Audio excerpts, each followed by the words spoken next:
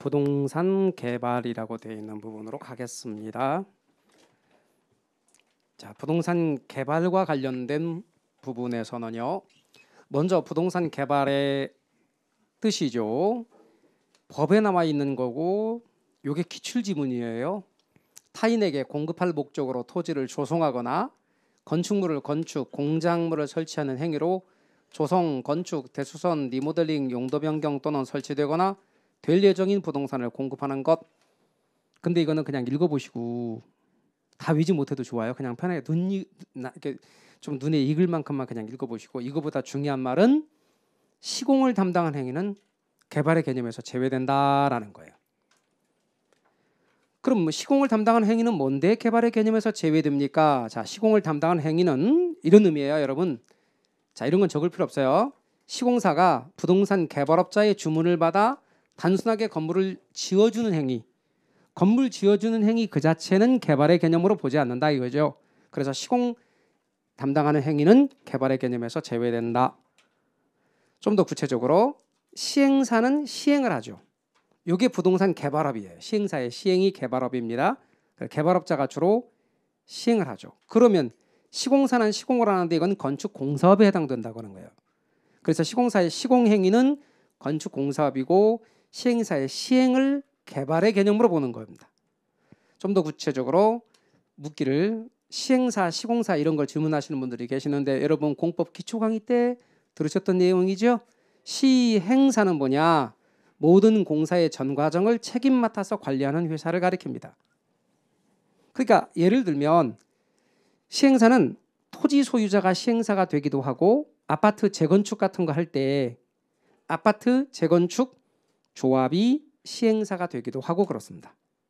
또 부동산 개발을 전문적으로 하시는 분들이 땅을 사서 부동산 개발업자가 시행사가 되기도 합니다.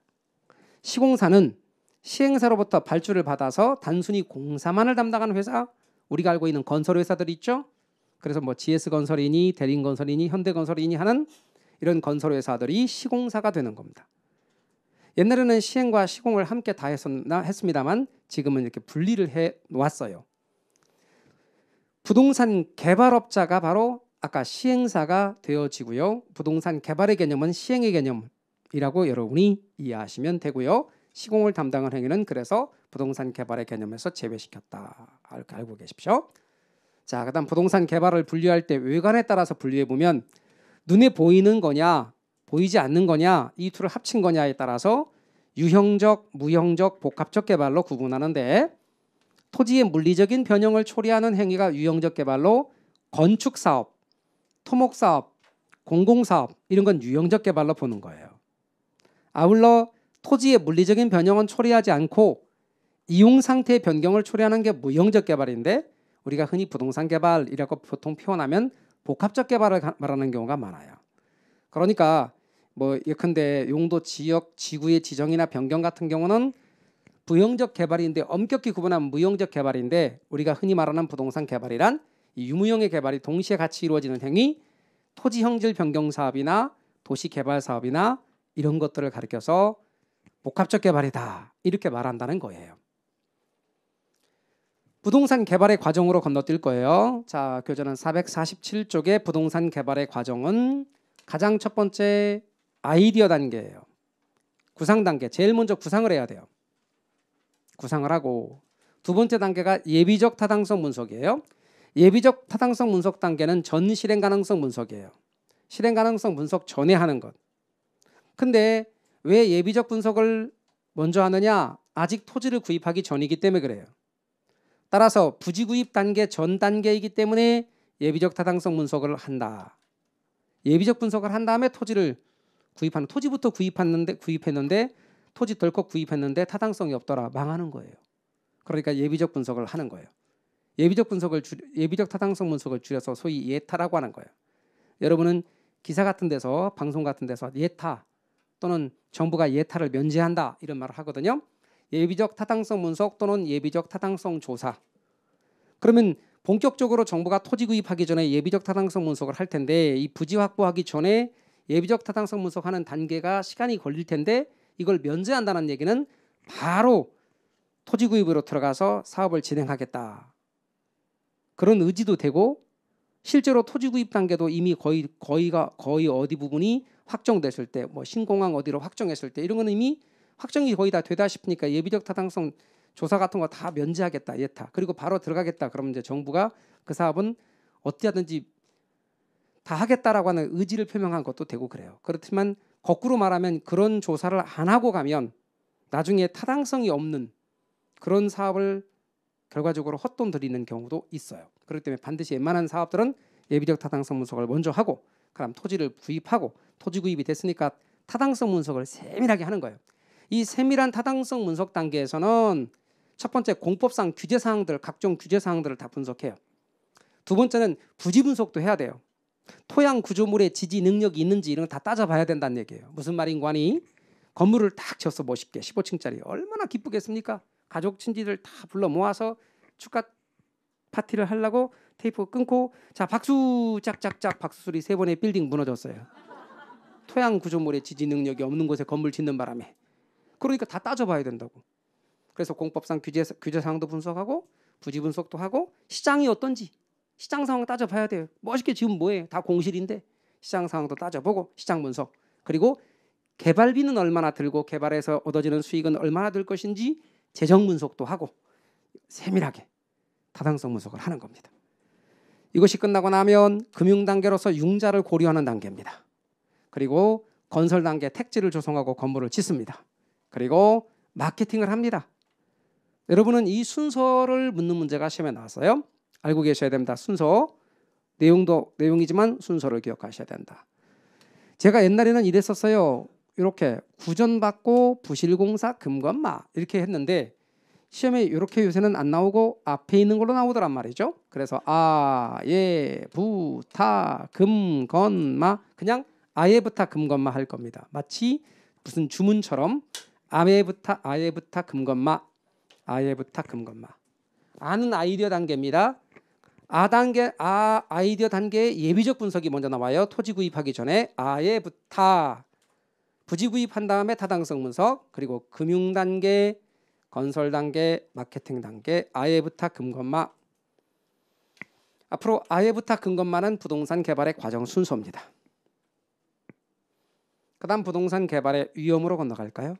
449쪽에 부동산 개발의 위험입니다. 부동산 개발의 위험에는 워포드의 지적대로 제일 첫 번째는 법률적 위험이 법적 위험입니다. 두 번째는 시장 위험입니다. 세 번째는 비용 위험입니다. 법률적 위험, 시장 위험, 비용 위험 이거를 제가 제일 첫 번째 법 그다음 뭐죠? 그러면 사람들이 앞에서부터 했던 복합 개념의 부동산 때문에 법경기 그런다고. 그러니까 법경기 그렇게 습관이 붙으니까 그러지 말고 법으로 시비 가린다 하겠어요? 그래서 법 시비 이렇게 할게요. 제일 첫 번째는 법률적 위험은 토지 이용 규제와 같은 공법적인 측면과 소유권 관계와 같은 사법적인 측면에서 발생할 수 있는 위험인데 예를 들면 이 법률적인 위험을 줄이는 방안은 처음부터 이용 계획이 확정된 토지를 구입하는 게 중요해요. 이용 계획이 확정된 토지를 구입하는 것이 중요하다. 그다음에 시장 상황의 변동, 부동산 시장은 끊임없이 변동하잖아요. 이 부동산 시장의 불확실성이 개발업자에게 지우는 위험 부담을 시장 위험이라 그러는데 이런 시장 위험을 줄이는 방법으로는 시장 연구와 시장성 연구가 필요합니다. 그래서 여러분은 법률적 위험으로는 이용 계획이 확정된 토지를 구입하는 것, 시장 위험으로는 시장 연구와 시장성 연구가 필요하다는 것. 아울러 비용 위험은 개발의 기간이 예상보다 길어진다든지 예상하지 못한 인플레이션이 발생한다든지 해서 비용 부담이 증가하는 위험이 비용 위험입니다. 그래서 말씀드린 것처럼 비용 위험이란 예상했던 비용이 있을 거 아닙니까? 개발 사업에서. 근데 예상하지 못하게 개발의 기간이 3년 잡았는데 5년이 되는 거예요. 전혀 예상하지 못한 인플레이션이 나타나는 거예요. 개발 사업 중에 전혀 고려에 넣지 않았던 안반층이 발견됐어요. 그래서 예상보다 비용이 많이 들게 됐어요. 그걸 비용 위험이라 하는데 이 비용 위험을 줄이는 방안으로는 최대 가격 보증 계약이라는 게 있습니다. 이 최대 가격 보증 계약이 뭐냐? 최대 가격 보증 계약은 개발업자하고 시공사하고 계약을 맺어요. 계약을 체결하는데 개발업자 입장에서는 최대한 비용을 낮은 금액의 개발 사업을 하고 싶어요. 시공사는 당연히 높은 금액을 요구할 거예요. 서로 밀고 땡기고 하다가 금액이 50억의 계약이 체결이 됐다고 가정할게요. 자, 그런데 시장 상황이 안 좋아지는 바람에 비용이 얼마 들었냐면 60억 들었대요. 60억의 비용이 들면 나머지 10억은 시공사가 비용을 부담해서 개발 사업을 완성해야 돼요. 그러니까 개발업자는 처음에 생각했던 비용 50억만 물면 돼요. 따라서 비용 위험으로부터 자유로워질 수 있어요. 최대 가격 보증 계약을 체결하면. 장점, 개발업자 입장에서는 비용 위험으로부터 자유로워진다가 장점. 단점, 이렇게 계약을 맺잖아요. 그럼 시장 상황이 안정돼 가지고 개발의 비용이 40억 들게 되는 상황이에요. 그래도 50억을 물어야 돼요. 그러니 더 낮은 금액으로 개발할 수 있는 가능성도 사라지는 거예요. 우리 교재 어디를 가보시냐면 보조단에 있어요. 그런 내용이 방금 제가 말씀드렸던 내용이 우리 보조단에 있는데요. 450페이지 열어보실까요? 450페이지 왼쪽에 추가라고 되어 있는 최대가격 보증계약이 있죠? 장점은 예기치 못한 비용 위험을 줄일 수 있다. 단점은 낮은 가격으로 개발 사업을 완성하기는 그만큼 어렵다. 이와 같은 최대가격 보증계약을 체결하게 되면 비용 위험으로부터 자유로워진다라고 하는 거예요. 그런데 부동산 개발의 위험이 뭔가요? 그러면 법시비, 아까 법시비 그렇게 하자고 그랬죠? 따라서 법률적, 시장, 비용, 법시비 이렇게 기억하자고요. 그래서 앞으로 여러분은 법으로 시비 가린다 이렇게 그냥 알아두세요. 법으로 시비 가린다. 따라서 법률적 위험은 법으로 시비를 가린다. 법시비다. 법경기하고 헷갈리지 않도록 법시비, 법으로 시비 가린다. 그 다음 부동산 분석입니다. 부동산 분석에서 타당성 분석인데요. 여러분 타당성 분석과 관련된 내용은 조금 중요하니 잘 정리를 해놓으셔야 됩니다. 부동산 분석이라고 부르기도 합니다. 타당성 분석의 결과가 개발업자에 따라서 동일한 분석의 결과가 나왔다 하더라도 어떤 개발업자는 그 개발 사업을 채택할 수도 있고 어떤 개발업자는 채택하지 않을 수 있습니다.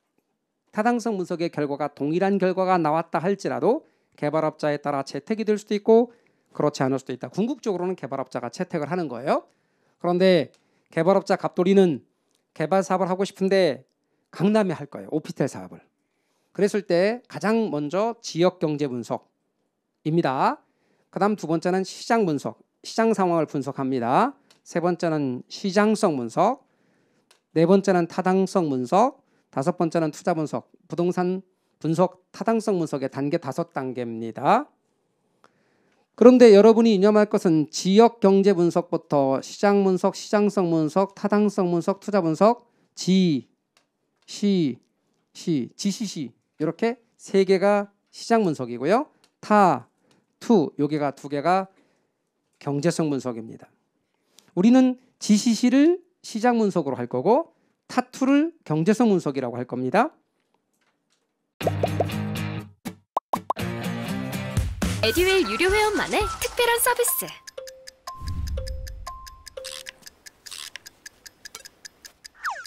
하치하차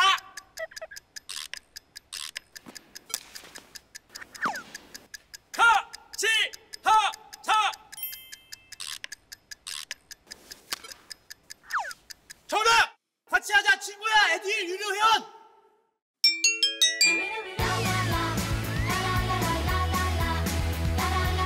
친구 소개하고 현금 받는 혜택. 오직 에듀윌 유료 회원에게만. 에듀윌.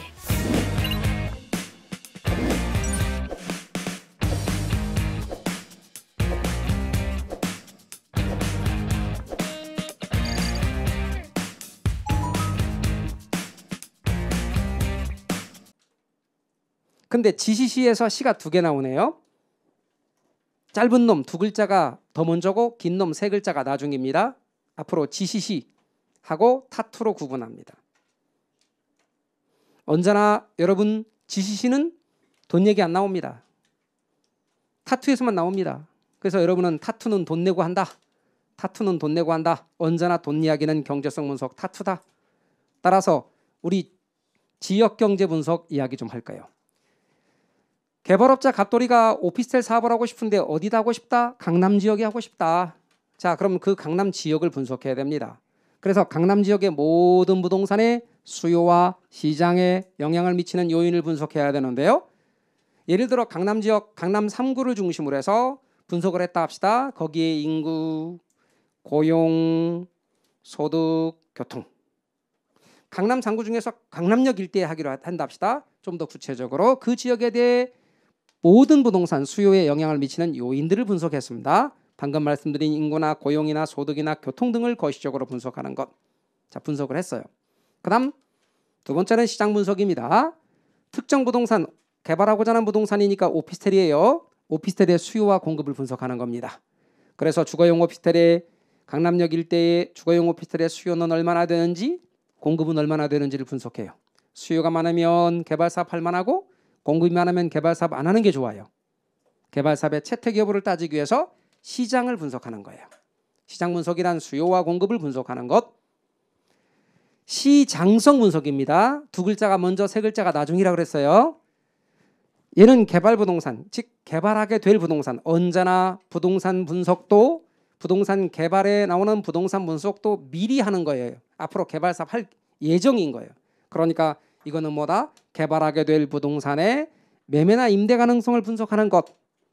그러나 19의 기출문제는 개발된 부동산 이렇게 나왔어요. 과거 거를 분석을 해보고 미래를 예측한다는 의미에서 쓴 것인데 또 27의 문제는 개발될 부동산이라고 나왔어요. 향후 개발될 부동산.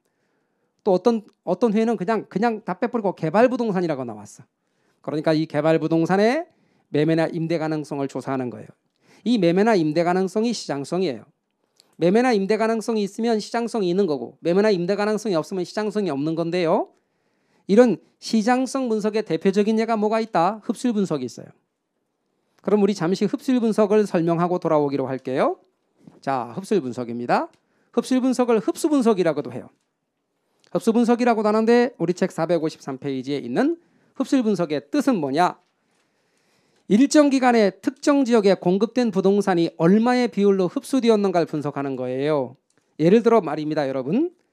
자, 1년 동안에 지난 한 해를 1년으로 잡읍시다고. 자, 1년 동안에 시장에 공급된 부동산 일정 기간을 1년으로 잡자고요. 1년 동안에 특정 지역, 강남 지역에 또는 강남역 일대에 공급된 오피스텔이 100채를 합시다. 그 100채가 얼마의 비율로 흡수는 매매나 임대되었는가를 따져보는 거예요. 그걸 뭐라고 한다? 흡수율 분석이라고 해요. 이런 흡수율 분석의 내용에서 흡수율이란 용어는 시장에 공급된 부동산이 단위 시간은 내가 잡으면 돼요. 1년 동안에 혹은 6개월 동안에 혹은 분기별로 1년이라 합시다. 1년 동안에 시장에 흡수된 비율. 자, 1년 동안에 100채가 공급됐어요. 그런데 강남역 일대에 100채가 공급된 부동산이 80채가 흡수됐어요. 매매나 임대됐어요. 그럼 시장 흡수율은 80%. 90채가 매매나 임대되었어요. 시장 흡수율은 90%. 그러면 흡수율이 80%인 것보다 90%일 때 어때요? 시장성이 더 높은 거죠? 시장성이 높으니까 시장의 위험은 줄어들겠죠.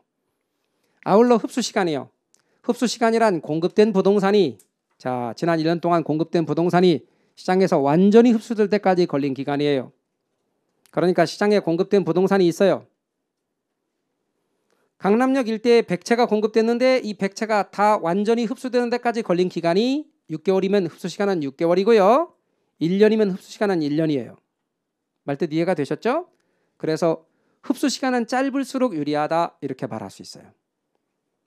그래서 여러분께서는 흡수율이라는 말과 흡수 시간이라는 말을 기억하시면서 그래서 흡수율은 높을수록 흡수 시간은 짧을수록 시장 위험은 낮고 시장성은 높아요. 시장 위험은 낮고 시장성은 높다. 아울러 목적입니다. 흡수율 분석의 목적이요. 단순히 과거의 추세를 파악하는 것만이 아니라 이 흡수율 분석의 목적은 과거의 추세를 파악하는 것만이 아니라 이를 기초로 개발 사업의 미래 흡수율을 파악하는 게 목적이에요. 그래서 여러분은 미래의 흡수율 파악이 목적이다. 미래의 흡수율을 파악하는 게 목적이다. 과거 추세가 아니라 미래의 흡수율을 파악하는 게 목적이다. 자, 이렇게 흡수율 분석을 해서 시장성이 드디어 있다는 걸 알았어요. 그런데 제가 아까 말씀드리기를 GCC는 돈 얘기가 나오지 않는다고요. 여기까지는 돈 얘기가 나오지 않습니다. 돈 얘기는 어디서 나온다고요? 타투에서 나와요. 그럼 타당성 분석이 뭔데요? 수익과 지출을 분석해 보는 거예요. 수익이 많으면 수익성이 있는 것이고 지출이 많으면 수익성이 없는 거예요. 수익성 여부를 판단해 봐요. 이 수익성 여부를 판단해 본다는 말은 자, 그 개발 사업을 할 건데 투자자를 모집하기로 했어요. 투자자를 과연 모집해서 충분히 투자자를 모집할 만큼 수익이 발생하는지를 여기서 분석하는 거예요. 자, 투자자를 모집할 만큼 충분히 수익이 발생한다면 최종적인 투자 결정을 하는 거죠. 그래서 언제나 돈 이야기는 타투. 그래서 여러분은 타투는 경제성 분석이고 돈 이야기다라고 이해하시면 돼요. 우리는 앞으로 GCC 타투 그럴 겁니다. 그런데 GCC는 시장 분석이고 타투는 경제성 분석입니다. 돈 이야기는 타투입니다. 언제나 GCC 타투. GCC 타투. 17회 때 순서 물어봤습니다. 꼭 GCC 타투 알아두십시오. 그럼 부동산 개발의 타당성 분석 중에 GCC에 해당되는 게 넓은 의미의 시장 분석이거든요. 우리 조금 전에 시장 분석 했잖아요. 그런데 여기 또 시장 분석이라고 나온단 말이에요. 그럼 이건 좁은 의미의 시장 분석이고 넓은 의미의 시장 분석이지. 여기서 타당성 분석이 나왔는데요. 여기도 제목이 타당성 분석이잖아요. 아무런 말 없이 타당성 분석이라고 말하면 전부 넓은 의미. 아무런 말 없이 그냥 부연 없이 시장 분석이라고 말하면 전부 넓은 의미. 근데 어떤 때 좁은 의미로 쓰인 거냐? 시장 분석, 시장성 분석 이렇게 나오면 좁은 의미. 타당성 분석, 투자 분석 그럴 땐 좁은 의미. 그냥 아무런 부연 없이 시장 분석 그럼 다 넓은 의미. 아무런 부연 없이 타당성 분석 그럼 다 넓은 의미. 그러니까 여기서 시장 분석 그것은 넓은 의미로 GCC가 포함되는 시장 분석. 그런데 이와 같은 시장 분석은 어느 특정 개발 사업, 예를 들어 오피스텔 사업이 시장에서 과연 채택되어 줄 수 있는가? 가령 강남 지역 일대에 오피스텔 사업을 하는 게 괜찮은지 따져보기 위해서 시장 분석을 하는 건데요. 그렇게 해서 시장 분석을 통해서 정보를 제공하는 거예요. 경제성 분석을 위한 정보 제공이에요. 시장 분석을 바탕으로 경제성 분석을 하기 때문에 시장 분석은 이렇게 경제성 분석하기 위한 정보 제공하는 것입니다. 시장 분석의 역할이요. 우선 시장 분석 단계에서는 각종 제약 조건, 법률적인 제약 조건, 경제적, 사회적, 그리고 각종 그 지역의 기술적인, 물리적인 제약 조건. 그러니까 예컨대 여러분 그 땅이 연약 지반이면 건물 그만큼 못 올라가거든요. 물리적 제약이야. 법이 고도 제한 같은 게 있으면 그만큼 못 올라가니까 법률적인 제한이고, 그 지역 주민들의 정서가 반대한대 그럼 사회적인 제약이고, 그런 각종 제약 조건에 대한 분석도 시장 분석 단계에서 이미 해야 돼요. 그런데 이와 같은 시장 분석의 역할을 보면 주어진 용도에는 어떤 용지가 좋을까? 말하자면 용지 선정 문제를 위해서 시장 분석이 행해줄 수 있는데, 이런 용지 선정을 우리는 입지론이라고 하는 거예요.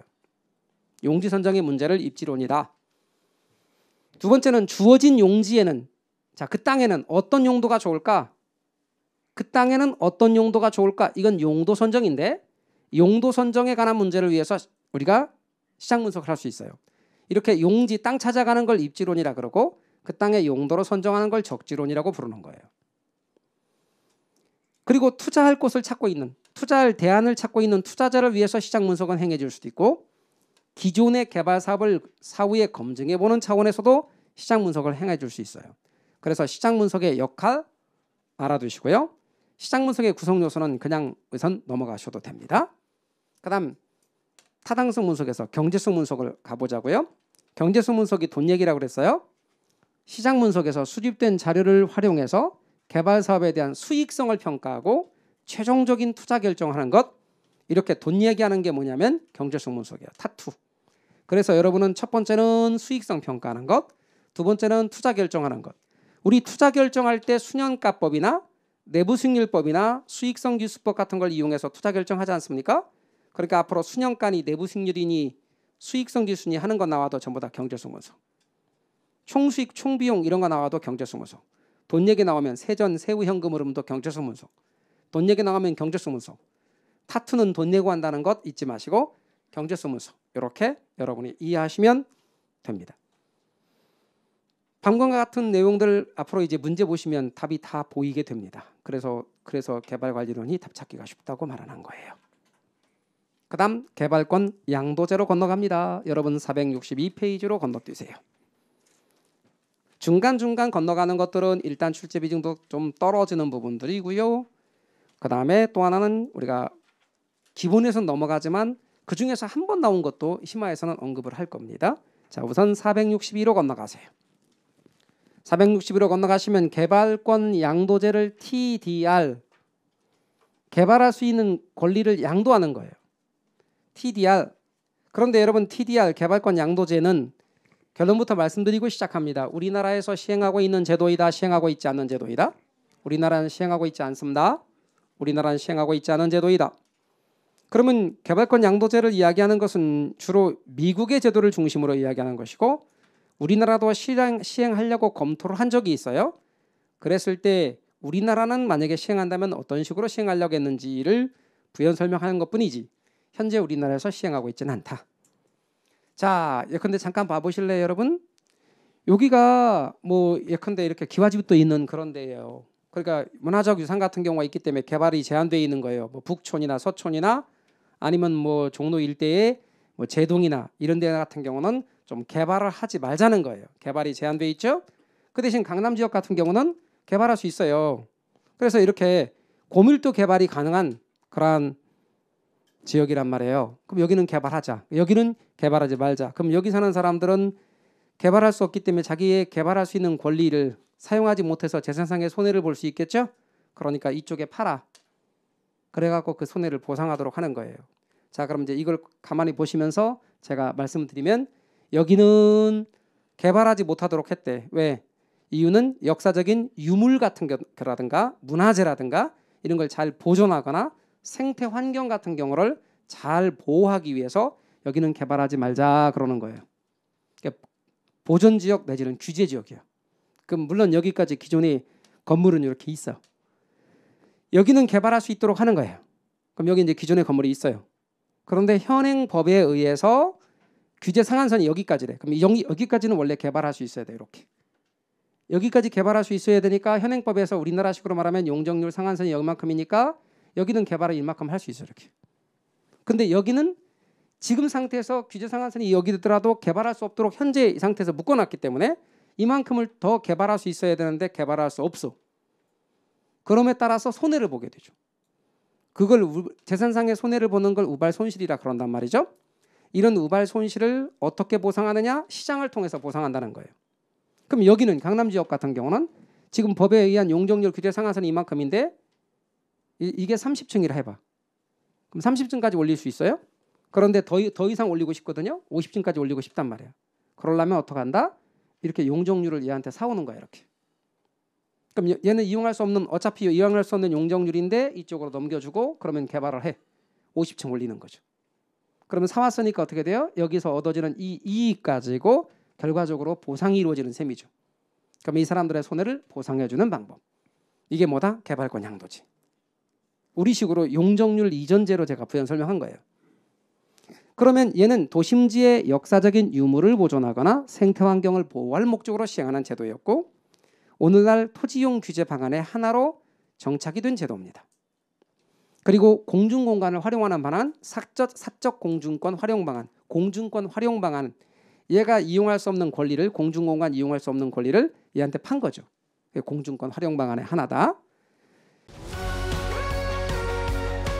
에듀윌 유료회원으로 가입을 했더니 친구 추천 이벤트가 있더라고요. 그래서 주변에 아는 사람들한테 추천을 다 해줬어요. 근데 친구들이 결제할 때마다 10만 원씩 받았거든요. 그래서 한 지금까지 받은 게 200만 원 가까이 되는 것 같아요.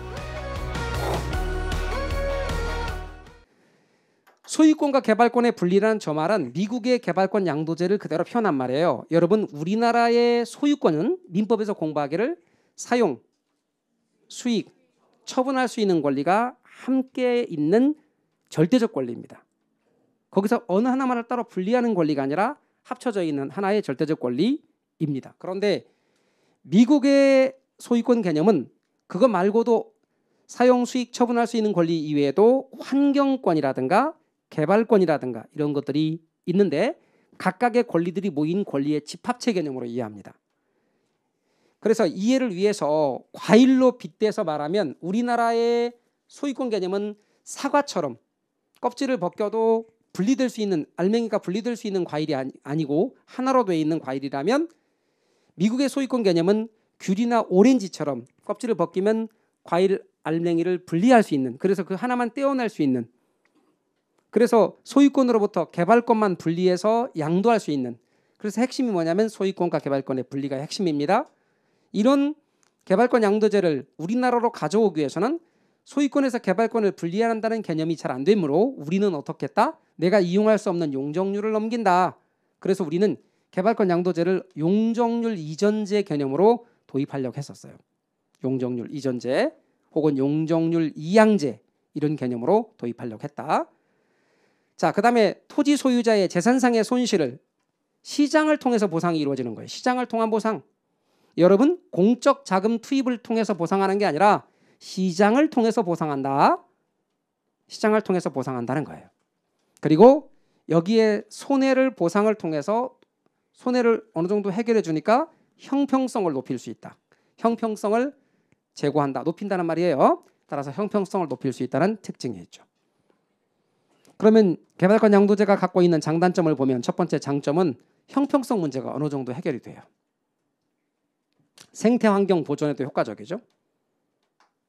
그리고 정부 예산이 들어가지 않으면서 시장을 통해서 해결할 수 있어요. 이 문제들을. 단점은 형평성 문제를 완전히 해소하기는 어려워요. 규제지역에 갑일한 사람의 손해가 1억이라고 해봐요. 근데 보상이 이루어지는데 5천만 원만 보상이 이루어지는 거야. 그러면 5천만 원만큼 형평성 문제가 완전히 다 해결되기는 어렵죠. 자기가 단한 계산상의 손해는 1억인데 개발권을 팔아서 보상은 5천만 원만 이루어졌다면 형평성 문제가 완전히 해결되었다고 볼 수는 없죠. 뿐만 아니라 여러분, 개발이 가능한 지역은 과밀 개발이 이루어져요. 그러니까 과밀 개발이 이루어짐에 따라서 50층 막 아파트들이 올라가면 진짜 하늘도 보기 힘들어져. 일조, 통풍, 채광 이런 것들이 다 가려지고, 뿐만 아니라 차 끌고 나가면 우리 집 아파트 정문 나가기도 힘들어. 그 앞에 차들이 꽉 막혀서. 또 아파트 들어올 때 도로들 같은 경우 이렇게 이 포켓 차선, 그러니까 주머니 차선 형태로 이렇게 해놓잖아요. 그러면 그게 차들이 대기하고 있으면 그 안으로 쏙 들어올 때 한 5대만 줄 서면 다 차지는데, 들어올라는 아파트 들어올라는 워낙에 높으니까 들어올라는 게 30대가 줄 서면 나머지 차선까지 다 막고 있는 거예요. 그러니까 도로는 막히고 토지 이용 자체가 이렇게 효율성의 문제가 발생할 수 있어요. 그래서 나름대로 장점 단점 따졌는데요. 우리나라의 경우는 이거 말고도 아마도 그러면 개발권 은행이라는 걸 만들어야 되는데 이 개발권과 관련된 투기 문제가 또 발생할 거다. 부작용이 여간 클 것 같다. 그래서 이제 이거는 도입이 보류된 그런 제도 중에 하나입니다. 개발권 양도제 알아두시면 좋겠고요. 자, 그다음에 이제 여러분 민간의 부동산 개발 방식으로 건너가겠습니다. 또 나오는 이야기는 468로 중간중간 건너가도 돼요. 468로 민간의 부동산 개발 방식으로 건너갑시다. 자, 민간의 부동산 개발 방식 좀 중요합니다. 얘는 출제 비중이 좀 높아지고 있는 파트예요. 자, 그럼 민간의 부동산 개발 방식은 분류하면 제일 첫 번째 자체 개발 사업이 있고요. 자체 개발 사업은 토지 소유자가 다 하는 거예요. 두 번째는 지주 공동 사업이 있어요. 토지 소유자와 개발업자가 공동으로 개발 사업을 하는 거예요. 거기에는 공사비 대물 변제형, 공사비 분양금 정산형, 사업 위탁형. 투자자를 모집하는 방법에 대해서는 다루지 않습니다, 제가. 나중에 거기에 부동산 신디케이트 그 대신 그거 언급하고요. 투자자 모집하는 방식은 똑같습니다. 그러니까 여러분은 이렇게 세 가지만 알아두시고, 그리고 토지 신탁 개발 방식, 그리고 컨소시엄 방식 이렇게 있습니다. 그러면 여러분은 분류할 때 자체 개발 사업, 지주 공동 사업, 토지 신탁 방식, 컨소시엄 방식 크게 네 가지인데 그 중에 지주 공동 사업은 이렇게 세 가지가 있더라. 자, 그럼 먼저 자체 개발 사업. 이건 토지 소유자가 다 하는 거예요. 토지 소유자가 자기 땅에 땅 자기 거예요. 자기 땅에 그 땅 담보로 금융권으로부터 자금을 조달해요. 그래서 시공사를 선정해서 건축 시공을 맡겨요. 완성된 건축물 넘겨받고 시행사한테 사업 시행까지 맡겨요. 그리고 돈 들어오면 금융권한테 원금이자 갚고 시공사한테 공사비 주고 시행사한테 수수료 주고 각종 세금, 제세공과금 내고 난 이익지가 다 갖는 거예요. 그게 자체 개발이야. 한마디로 말하면 토지 소유자가 다 하는 거. 따라서 토지 소유자가 사업 기획을 하고 직접 자금 조달해서 건설을 시행하는 방식. 가장 많이 이용하는 형태. 자금 조달은 토지 소유자의 보유 자금으로 하거나 혹시 돈이 없으면 그 땅 담보로 해서 소유자가 금융권으로부터 자금을 차입해요. 건설은 토지 소유자가 직접 자기가 건설해 본 경험이 있거나 건설업자 자격이 있다면 자기가 건설업자라면 자기가 직접 짓거나 아니면 시공사 선정해서 도급 발주해서 공사 진척도에 따라 대금을 지급하고 완성된 건축물을 넘겨받는 거예요. 그리고 시행도 마찬가지예요. 사업 시행 같은 경우나 마케팅 포함해서 본인이 경험이 있으면 본인이 시행도 하고 마케팅도 하겠지만 그러한 경험이 없으면 전문 업체를 선정해서 마케팅은 상권이 양호하고 경험이 많을 경우 토지 소유자가 직접 하거나 분양 대행을 시킬 수 있습니다. 그래서 들어온 이익은 지가 다 갖는 거예요. 장점은 개발 이익이 토지 소유자에게 모두 귀속됩니다. 그리고 사업 시행자의 의도대로 이게 토지 소유자가 사업 시행자가 되니까 의도대로 사업 추진이 가능합니다. 그리고 사업 시행 속도도 자기가 계획해서 진행하니까 빠릅니다. 단점은 사업의 위험성이 매우 높습니다. 자금 부담의 부담도 크고요. 사업의 위험성이 높기 때문에 위기관리 능력이 요구됩니다. 자칫하면 망할 수도 있다 그 말이죠. 이게 자체 개발 사업입니다. 그럼 이런 위험들을 좀 줄이기 위해서 나오는 게 뭐다?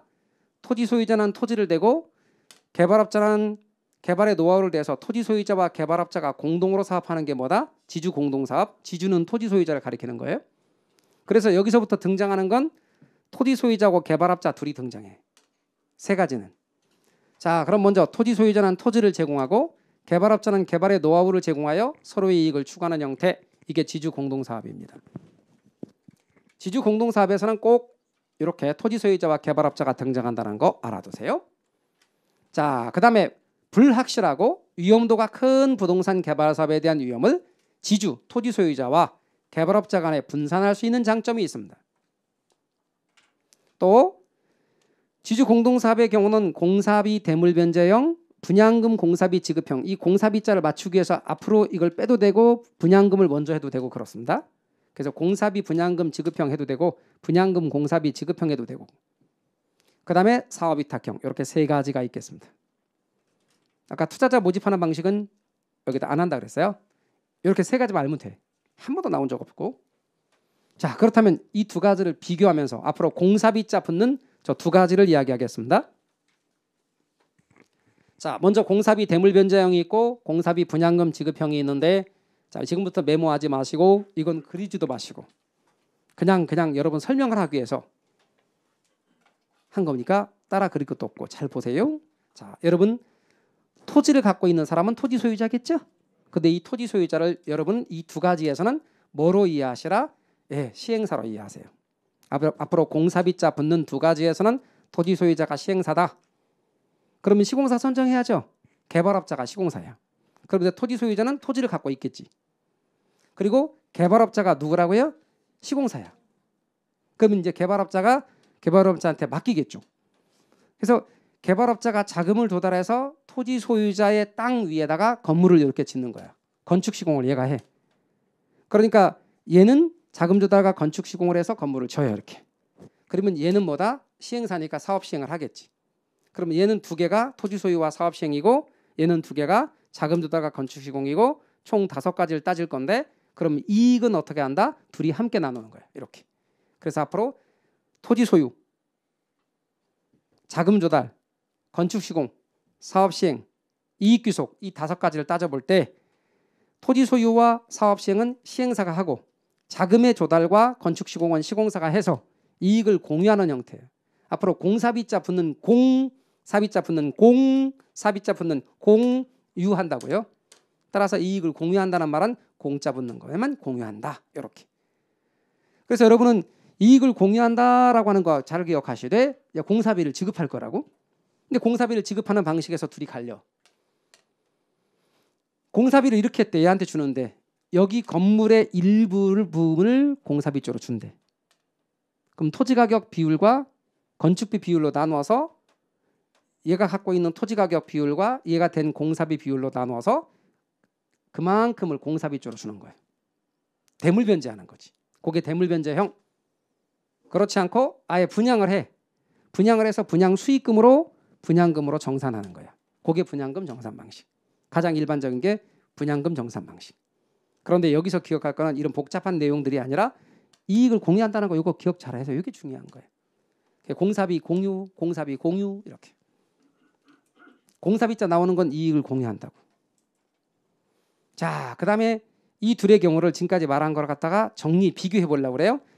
이 정리한 것은 우리 표에는 한꺼번에 나와 있어요. 그런데 저는 방금 두 개를 비교했으니까 두 개만 나란히 놓고 비교해 볼게요. 자, 보세요, 여러분. 이게 없다고 생각하지 마시고 이거 한꺼번에 다 기본소에도 있고 책에도 있고 그래 한꺼번에 나와 있는 거예요. 전체 비교한 표. 여러분 토지 소유는 얘와 얘 다 토지 소유는 토지 소유자예요. 당연히. 그다음에 자금의 조달은 개발업자가 한다고 했죠. 개발업자가 해. 그다음에 건축 시공은 역시 개발업자가 해. 얘가 뭐니까 이 개발업자가 시공사니까. 그리고 사업 시행은 원래 토지 소유자가 해. 이렇게. 별거 아니에요. 그리고 이익은 함께 나눠. 이렇게 공유. 그리고 특징을 보면 얘는 공사비 토지 소유자가 공사비를 대물변제하는 방식이고 얘는 분양금으로 정산하는 방식이고. 그런데 얘는 말이죠. 얘는 개발업자가 공사비를 대물변제 받기 때문에 그러면 이제 건물 비율을 많이 받아야 되니까 내 거 지분을 많이 가지려면 공사비 많이 나왔다고 주장할 거야. 조금 나왔다고 주장할 것 같아. 많이 나왔다고 주장하겠지. 건설업자 입장에서는 시공사는 공사비 많이 나왔다. 그러니까 대물변제할 때 많이 주라. 그러면 당연히 토지 소유자는 진짜 많이 나왔는지 따져볼까? 그래서 언제나 시공사와 공사비 산정 문제가 발생할 수 있단 말이에요. 얘는 분양금으로 정산하는 가장 대표적인 지주 공동사업으로 가장 많이 쓰는 게 얘예요. 그래서 앞으로 여러분은 지주 공동사업 하면 분양금 정산 방식을 많이 쓴다 이렇게 알고 계시고, 그런데 이 두 가지가 보통 좀 규모가 큰 사업, 대규모 사업일 때 토지 소유자와 개발업자가 같이 하는 시행사와 시공사가 같이 하는 일반적인 방식으로 가장 대규모 사업에서는 이 두 가지를 많이 해요. 그 중에서도 얘가 더 일반적이고. 자, 그다음 사업을 위탁하는 방식으로 갑니다. 설명 또 들어보세요. 여러분 사업을 위탁하는 방식은 이렇습니다. 토지 소유자가 있어요. 근데 이거는 아까 그 공사비자 붙는 두 가지보다 규모가 작은 사업. 규모가 작은데 이 토지 소유자가 이 사람이 시행사 아니야 이제는. 얘는 시행해본 경험이 없거든. 땅밖에 없어 달랑.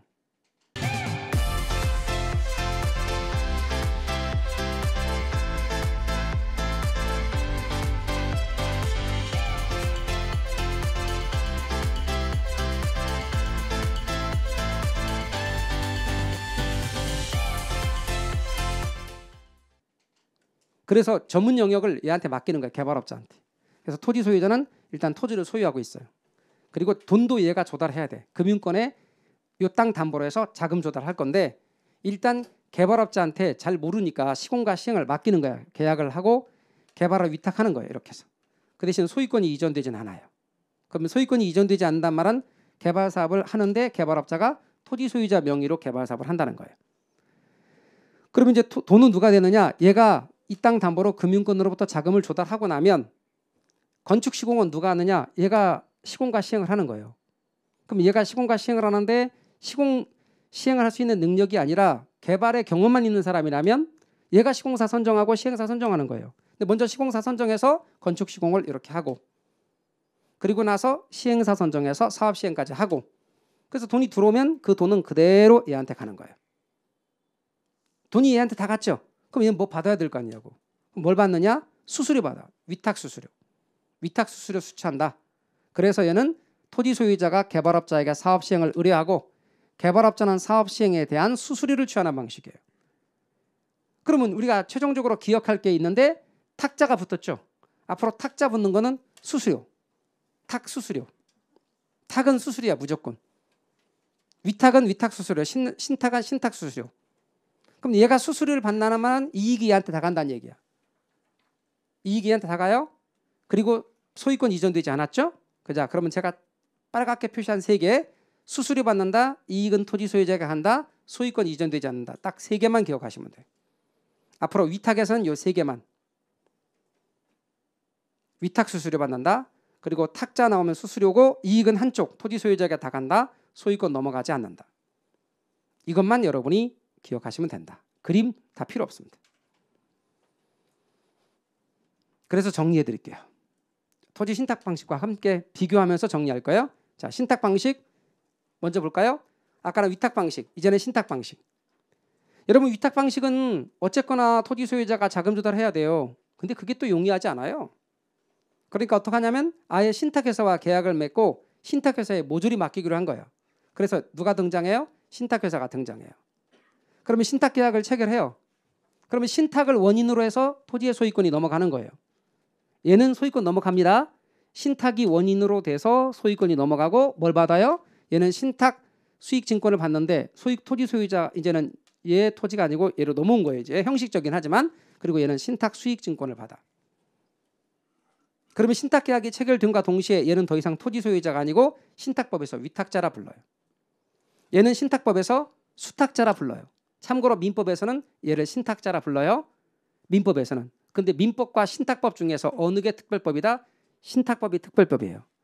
그래서 아무런 말 없이 나올 때는 다 위탁자란 말을 먼저 써야 돼. 오로지 민법 시간에만 신탁자라 쓰고 민법을 제외한 나머지는 특별법 우선의 원칙에 따라 위탁자란 말을 쓰는 거예요. 그러니까 얘가 위탁자야. 제 말 이해가 되셨어요? 위탁자가 신탁자예요. 그래서 위탁자와 신탁자는 같았지만 앞으로 위탁자라는 말을 주로 써라. 얘는 수탁자. 그러면 수탁자가 이제 토지 소유권 넘겨받았으니까 토지 소유하지. 그리고 얘가 은행으로부터 금융권으로부터 돈 빌리기는 어려워도 얘는 금융권으로부터 거래하는 금융권으로부터 자금을 조달할 수가 있어요. 자금 조달하고 그 땅 담보로 자금 조달하고 시공사 선정해서 건축 시공 맡기고 완성된 건축물 넘겨받고 시행사 선정해서 사업 시행하고 들어온 돈 가지고 금융권한테 원금 이자 갚고 시공사한테 공사비 주고 시행사한테 수수료 주고 각종 세금 재세공과금 내고 난 수익은 신탁수익증권 따라서 배당을 합니다. 수익자에게. 돈은 누구한테 간다? 얘한테 간다. 위탁자한테 갈 수 있지만 이걸 지정해서 제3자에게 갈 수도 있거든요. 그러니까 위탁자라고 하지 않고 수익자에게 간다고 그래요. 신탁법의 명칭이야. 그래서 이익은 수익자에게 돌아간다 이렇게요. 앞으로 이익은 신탁자나 위탁자보다는 수익자에게 돌아간다는 말이 정확한 표현입니다. 제3자도 수익자가 될 수 있거든. 그러면 여러분 토지 신탁 방식의 경우에서 얘는 이쪽으로 전부 다 이익이 갔으니까 뭐 받아야 될 거 아니냐고. 그러면 아시다시피 탁자 붙는 거에서는 반드시 수수료라고. 얘는 신탁 수수료 수취한다 그 말이에요. 그러니까 토지 소유자가 형식적인 소유권을 이전받은 신탁회사가 토지를 개발 관리 처분해서 수익을 수익자에게 돌려주는 방식인데요. 여러분 신탁 방식을 우리 기본에서는 이것만 설명하지만 심화 가면 제가 부동산 신탁도 설명한다고. 그런데 별거 아니에요. 똑같아. 똑같은데 개발을 맡기면 개발 신탁이라 그러고 관리를 맡기면 관리 신탁이라고 하고 처분을 맡기면 처분 신탁이라고 하는 거예요. 요거 배경으로 해서 심화 때는 제가 신탁도 다루는데 별거 아니다. 그래서 요 신탁 방식. 그리고 여러분은 이렇게 탁자 붙는 게 나오면 수수료 받는 거다. 그럼 얘가 수수료 받으면 이익은 이렇게 한쪽으로 다 간다. 그리고 얘는 소유권이 이전된다. 그러니까 요 세 개만 여러분이 기억하시면 돼요. 탁은 수수료. 수수료 받으면 이익은 다 간다. 그리고 얘는 소유권 이전 여부만 따져서 위탁은 소유권 이전되지 않고 신탁은 소유권 이전된다. 그럼 비교해보죠. 이제 두 개 비교. 위탁 방식, 신탁 방식, 토지 소유. 얘는 토지 소유자. 얘는 신탁회사. 자금 조달. 얘는 토지 소유자가 하고 얘는 신탁회사. 건축 시공. 얘는 개발업자한테 맡겼죠. 전문 영역이니까. 얘는 신탁회사.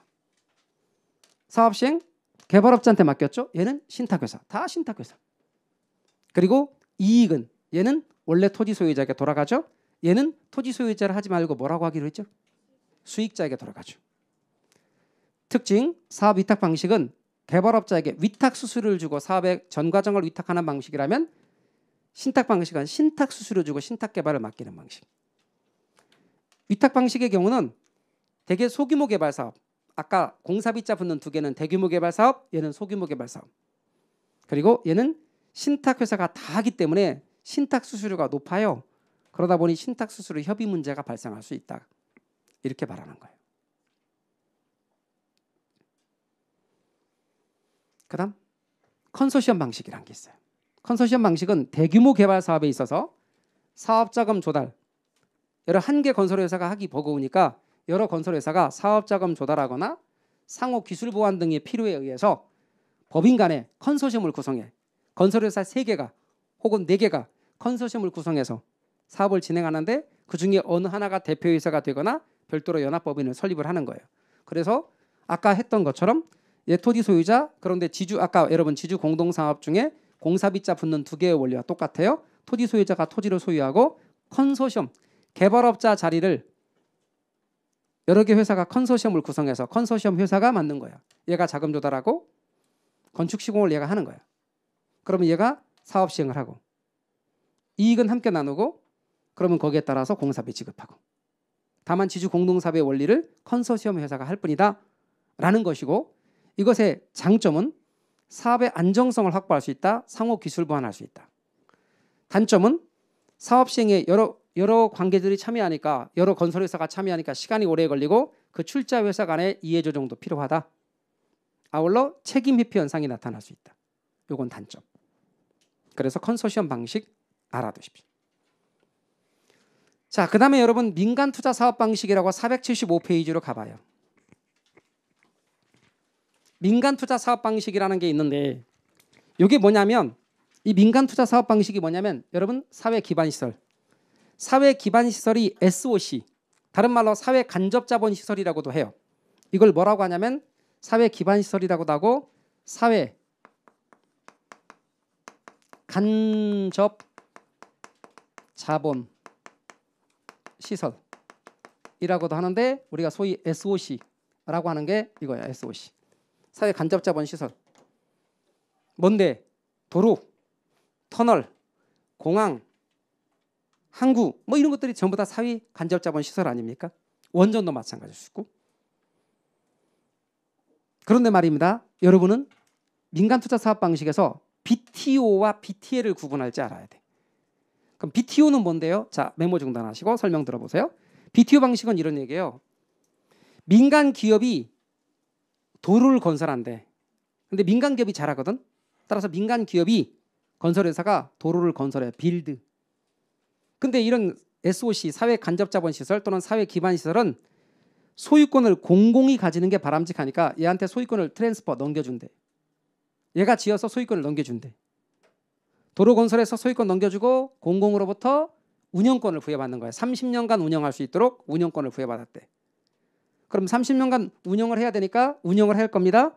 그러면 이걸 이용하는 사람, 최종 수요자들 도로 이용할 수 있도록 얘가 톨게이트도 만들고 요금 징수도 짓는데, 그래서 운영을 해서 이 사람들한테 사용료를 받아. 그래서 시설비를 건져. 이렇게 뭐예요? 짓는다, 넘겨준다, 트랜스퍼, 소유권 넘겨준다, 그리고 운영한다. BTO 방식이에요. 여러분이 나오는 글자 그대로 읽으시면 이건 되게 쉬워요. 그냥 외우려고 할 필요가 없어. 도로나 터널, 민자도로, 민자터널이 있죠? 다 BTO 방식이에요. 반면에 BTL 방식은 운영이 어려운 게 있어요. 운영해서 사용료를 받기가 어려운 것들. 대표적인 게 학교 건물이에요. 여러분 민간이 학교 건물 잘 지었어요. 그리고 중앙정부나 지방정부 같은 데가 이렇게 지어서 소유권을 넘겼어요. 이렇게. 그리고 얘가 일정 기간 동안 운영을 해서 수익을 내기가 어려우니까 그것을 임차하여 사용하는 것처럼 리스료를 지불하는 거예요. 즉 다시 말해서 최종 수요자가 누구예요? 어린이들이잖아요. 그럼 초등학교 얘가 지어서 어린이들한테 운영해서 학교 교문에 톨게이트 만들고 아이들한테 500원 낼 때만 통과시키면 안 되잖아요. 운영 사용료를 못 받는다고. 이런 거는 대신 공공이 임차에 사용하는 것처럼 시설료를 지불하는 거지. 학교 건물, 기숙사, 도서관, 군인 아파트, 각종 복지시설. 요건 주로 BTL, 임차에 사용하는 거고, 얘는 운영해서 수익을 내는 거다.